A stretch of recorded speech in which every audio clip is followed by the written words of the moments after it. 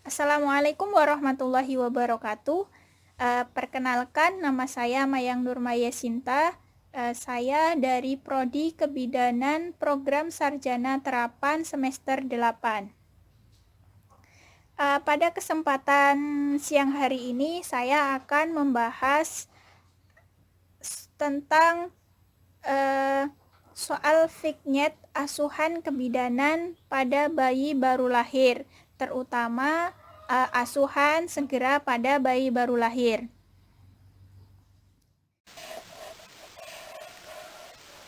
Sebelum kita memulai pembahasan, alangkah baiknya kita membaca doa sebelum belajar terlebih dahulu. Bismillahirrahmanirrahim. Raditu billahi rabba wa bil islami dina wa bi muhammadin nabiyya wa rasula. Rabbi zidni ilma warzuqni fahma. Amin. Sebelum kita membahas beberapa soal vignet, alangkah baiknya kita mengetahui terlebih dahulu bagaimana susunan soal vignet yang baik.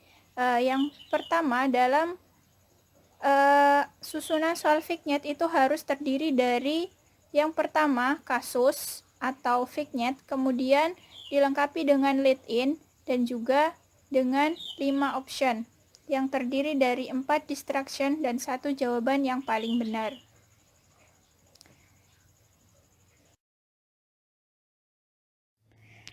Soal pertama.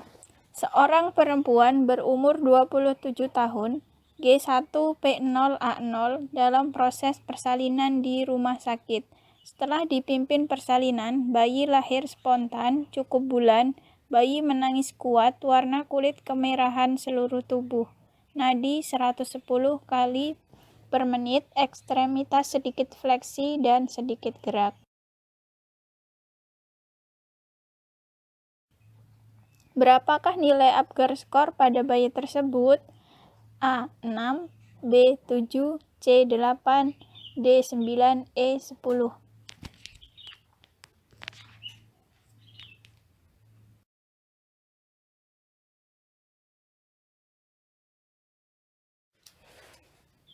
Kita akan membahas pertanyaan nomor 1. Dari lead in dalam soal ini yaitu berapakah nilai Apgar skor pada bayi tersebut. Kemudian kita akan melihat kembali dari soal kasus. Seorang ibu berumur 27 tahun, G1P0A0 dalam proses persalinan di rumah sakit. Setelah dipimpin persalinan, bayi lahir spontan cukup bulan. Bayi menangis kuat, warna kulit kemerahan seluruh tubuh, nadi 110 kali per menit. Ekstremitas sedikit fleksi dan sedikit gerak. Dari hasil penilaian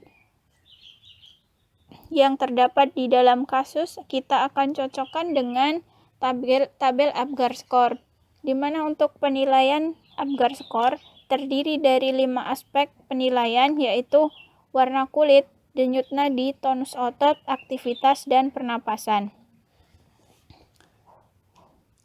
Kemudian kita lihat kembali dari soal kasusnya.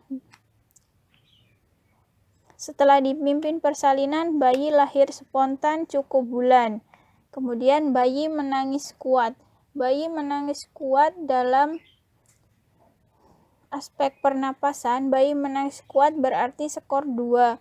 Kemudian warna kulit kemerahan seluruh tubuh juga skornya 2.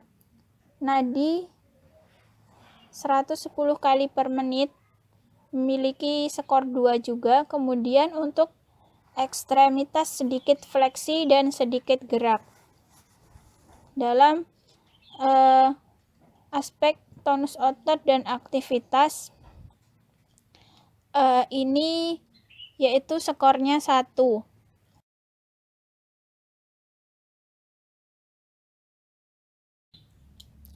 Berdasarkan penilaian dari tabel Apgar skor tadi, dapat kita jumlah hasil dari Apgar skor yang didapatkan pada bayi tersebut sebanyak 8.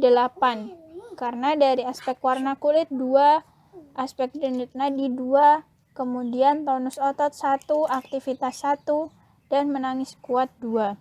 Maka jawaban dari pertanyaan nomor 1 yaitu C, 8.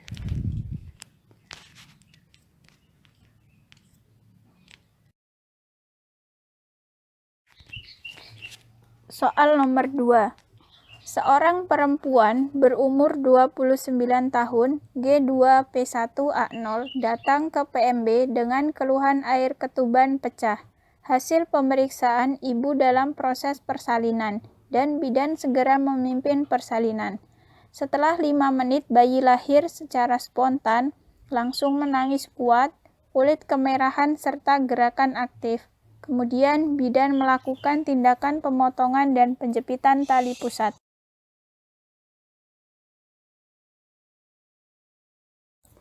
Apakah asuhan selanjutnya yang tepat diberikan pada bayi tersebut? A. Mengisap lendir bayi, memberikan injeksi vitamin K, memeriksa kondisi bayi, melakukan inisiasi menyusu dini, membawa bayi ke ruang perawatan.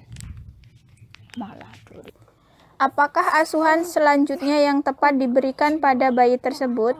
A. Mengisap lendir bayi, memberikan injeksi vitamin K, memeriksa kondisi bayi, melakukan inisiasi menyusu dini, membawa bayi ke ruang perawatan.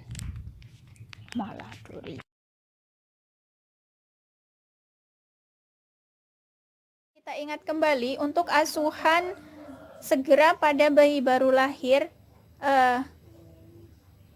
Yang pertama, setelah bayi lahir, yang harus kita lakukan yaitu dengan melakukan penilaian sepintas, dengan menilai aspek-aspek Apgar skor tadi, kemudian juga menjaga kehangatan dengan membersihkan dari cairan-cairan seperti cairan ketuban dan darah yang menempel pada tubuh bayi. Kemudian pada 2 menit pertama setelah bayi lahir akan dilakukan penjepitan dan pemotongan tali pusat. Kemudian setelah dilakukan penjepitan dan pemotongan tali pusat, kita lakukan IMD atau inisiasi menyusu dini untuk sebagai kontak antara ibu dan bayi, dan juga untuk menjaga kehangatan bayi supaya mendapatkan transfer suhu dari suhu tubuh ibu ke suhu tubuh bayi, seperti itu. Kemudian setelah 1 jam dilakukan IMD, bayi akan dilakukan pemeriksaan fisik dan juga diberikan injeksi vitamin K dan pemberian salep mata.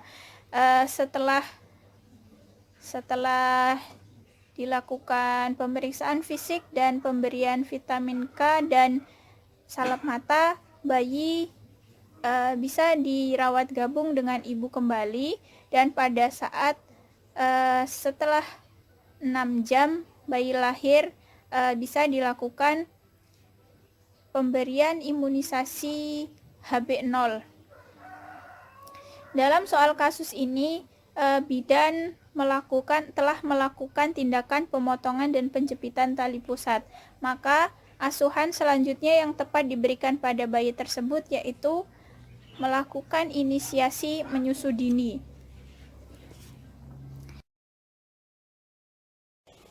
Soal nomor 3.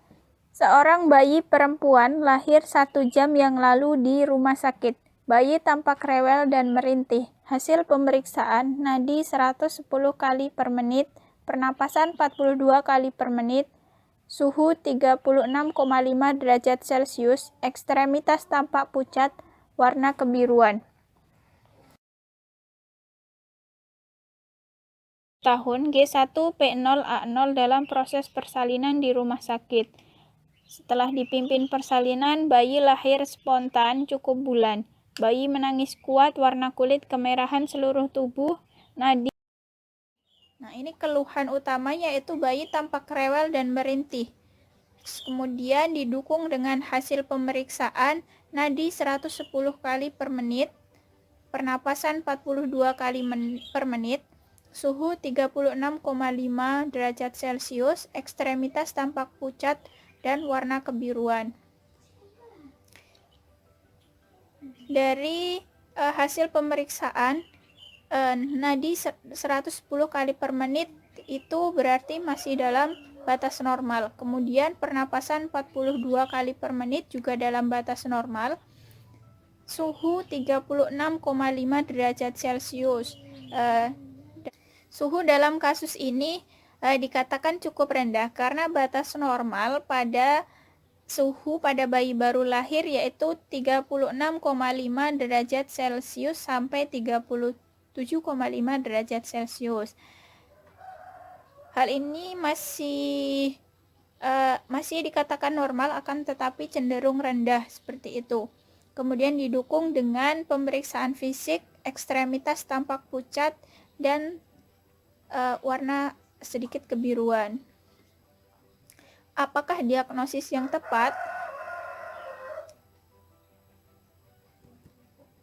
Apakah asfiksia, hipotermi, hipertermi, hipoglikemi, atau tetanus neonaturum? Dari option jawaban ini perlu kita ketahui apakah itu asfiksia. Asfiksia yaitu adalah kondisi di mana pada bayi segera setelah lahir bayi tidak menangis, kemudian tonus otot lemah, kemudian juga pernafasannya megap-megap atau kegagalan dalam bernafas, kemudian juga warna kulit kebiruan seperti itu. Kemudian hipotermi. Hipotermi adalah suhu rendah. Hipotermi adalah suhu yang rendah pada bayi baru lahir atau bisa dikatakan dengan kedinginan. Sedangkan hipertermia adalah kelebihan suhu. Untuk hipoglikemi adalah kelebihan kadar hipoglikemi adalah kekurangan kadar gula dalam darah bayi. Bisa disebabkan karena ibu yang mengalami diabetes mellitus pada masa kehamilannya. Kemudian tetanus neonatorum yaitu infeksi pada bayi baru lahir. Jadi dari hasil pemeriksaan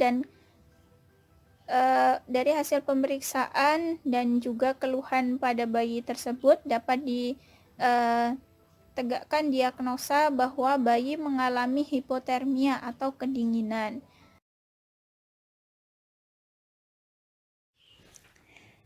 Soal 4.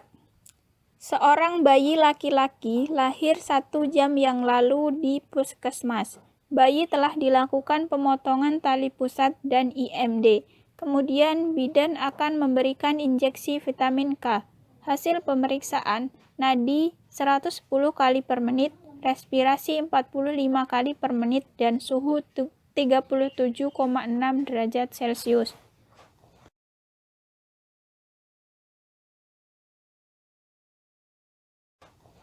Berapakah dosis yang tepat diberikan? A. Pitomenadion 10 mg 0,5 ml. B. Pitomenadion 10 mg 0,1 ml. C. Neoka 10 mg 0,5 ml. D. Neoka 2 mg 0,1 ml. E. Neoka 2 mg 1 ml. Kita lihat kembali dari kasus, apakah asuhan yang akan diberikan pada bayi tersebut. Dari kasus ini, bidan telah melakukan asuhan pemotongan tali pusat dan IMD. Kemudian, bidan akan memberikan injeksi vitamin K. Nah, berapa dosis vitamin K yang tepat diberikan pada bayi baru lahir? kita perlu ingat kembali berapakah dosis pemberian injeksi vitamin K pada bayi baru lahir, yaitu 1 mg. Nah, untuk jenis pemberian injeksi vitamin K itu sendiri ada 2 jenis, bisa menggunakan obat bermerek Neoka atau juga menggunakan Phytomenadion. Nah, masing-masing jenis kemasan obat vitamin K ini memiliki dosis masing-masing, sehingga untuk menghasilkan 1 mg vitamin K diperlukan perhitungan dalam pemberian 1 mg vitamin K. Untuk kemasan Neoka berisi 2 mg vitamin K per cc atau per mililiter. Jadi untuk kebutuhan pemberian vitamin K menggunakan Neoka yaitu adalah sebanyak 0,5 ml. Jika kita ingin menggunakan obat dengan kemasan Phytomenadion, Phytomenadion sendiri mengandung terdiri dari 10 mg per cc. Sehingga jika kita ingin menggunakan Phytomenadion 1 mg, maka dosis yang kita ambil untuk injeksi vitamin K yaitu sebanyak 0,1 ml. Maka jawaban yang tepat dari pertanyaan nomor 3 ini yaitu B. Phytomenadion 10 mg 0,1 ml. Soal 5. Seorang perempuan datang ke rumah sakit mengeluh nyeri abdomen dan keluar cairan dari jalan lahir. Hasil pemeriksaan ibu dalam masa persalinan. Setelah pembukaan lengkap, bidan memimpin persalinan. Bayi lahir spontan, cukup bulan, bayi tampak merintih, tonus otot lemah, warna kulit kebiruan.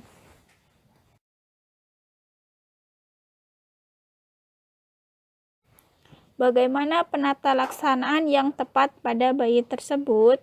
A. Jepit potong tali pusat. B. Menjaga kehangatan. C. Resusitasi. D. Rujuk. E. VTP. Bagaimana penata laksanaan yang tepat pada bayi tersebut? Nah, kita akan bahas terlebih dahulu diagnosa pada bayi tersebut untuk menentukan penata laksanaan yang tepat.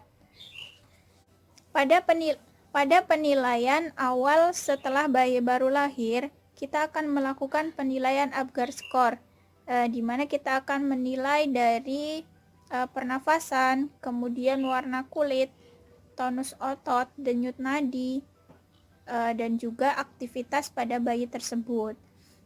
Nah, dari hasil pemeriksaan yang telah didapatkan oleh bidan, bayi lahir spontan, cukup bulan. Kemudian bayi tampak merintih, kemudian tonus otot lemah dan juga warna kulit kebiruan. Dari masing-masing aspek penilaian yang telah dilakukan, hasilnya yaitu 1. Maka dapat dikatakan bahwa bayi ini mengalami asfiksia. Maka apakah tindakan yang tepat untuk penanganan asfiksia pada bayi baru lahir? Penata laksanaan yang tepat pada bayi dengan asfiksia yaitu dengan langkah awal. atau resusitasi.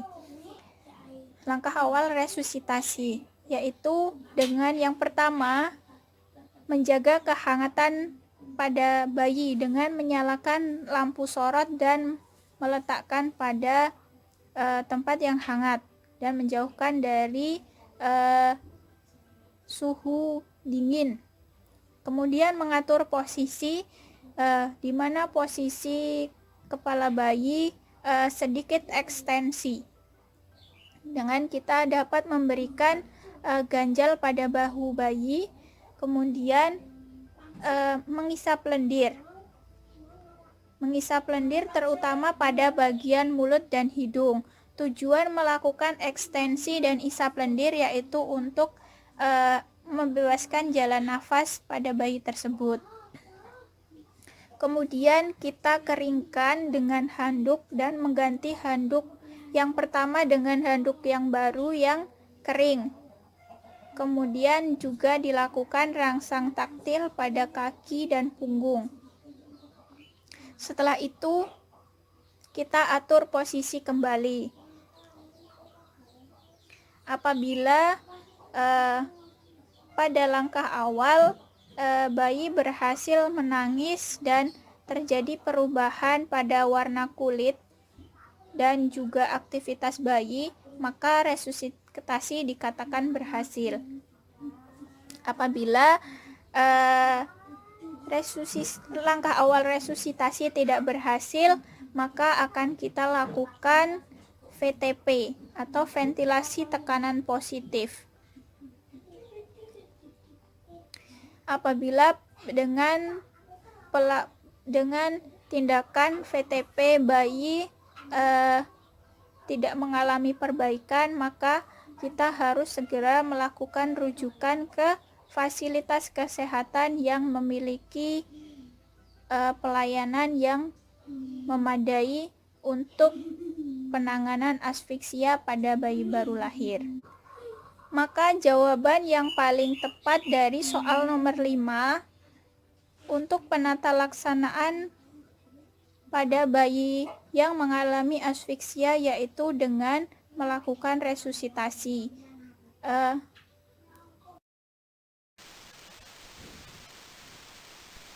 Demikian tadi pembahasan kita pada siang hari ini. Marilah kita tutup dengan membaca doa setelah belajar bersama-sama. Bismillahirrahmanirrahim.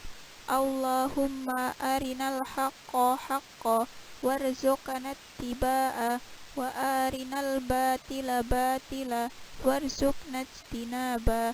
Amin. Cukup sekian dari saya. Saya ucapkan terima kasih kepada teman-teman yang telah menyaksikan video saya kali ini yang berjudul Pembahasan soal fiknyat asuhan kebidanan pada bayi baru lahir. Jangan lupa untuk like, subscribe, and share. Cukup sekian dari saya. Wassalamualaikum warahmatullahi wabarakatuh.